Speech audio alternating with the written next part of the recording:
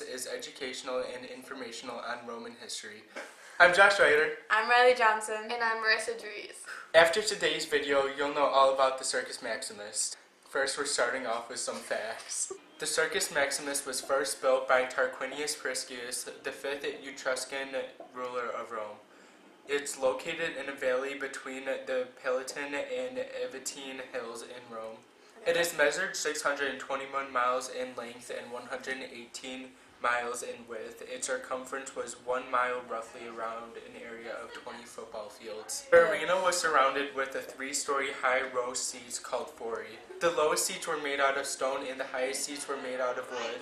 It seated approximately 250,000 people. The Circus Maximus was built primarily for entertainment reasons like large-scale animal hunts and chariot races. The convivial people of ancient Rome habitually went to the Circus Maximus to eat, drink, and spend free time together. The ceremonies in which images of the gods were carried on carriages or on men's shoulders antedated the festivities and set up the mood for entertainment to come. And finally, the once thriving Circus Maximus is now antiquated and just appears as an old dirt racetrack. One of the main events that took place in the Circus Maximus were animal fights. The emperors felt antipathy towards the barbarians of Rome, so they had no shame in using them as victims to fight the beasts. The main supply of animals for the fights came from the Near East and Egypt. Two of the most common methods used to capture the animals were the pit and the net. The pit was used to capture large cats such as lions and tigers.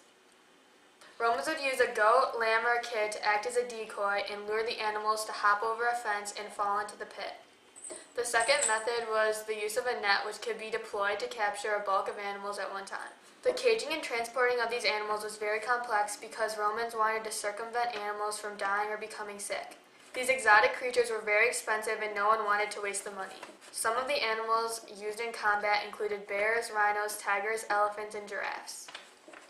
It was expedient for the animals to be starved until they were very scrawny and ectomorphic, so they could easily be brought into the arena. These events were very pedestrian and excited everyone in the arena. And now here's a reenactment from the Circus Maximus of an animal hunt. Release the beast!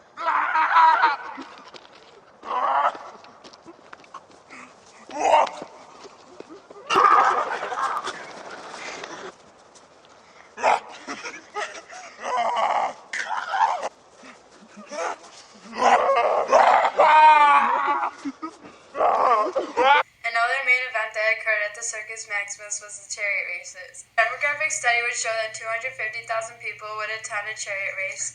Chariots were made of wicker and leather so they could be very light and fast as possible. Chariots completed 7 laps which were marked by dolphins, which were sacred to Neptune, and eggs which were sacred to Castor and Pollux. Charioteers wore leather helmets and jerkins in the color of their factions, either white, red, blue, or green.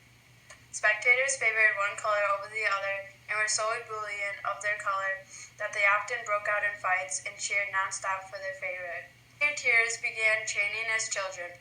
No maladroit Roman could just enter a chariot race because it required tons of training. Winners of a race were crowned and given a valuable sum of money.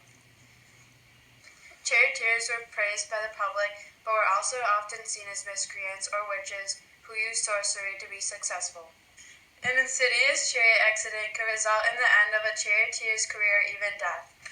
Chariots were pulled by stallions. A chariot pulled by 2 horses was called a biga, and a 4-horse chariot was called a quadriga. And now here's a live reenactment of a chariot race at the Circus Maximus.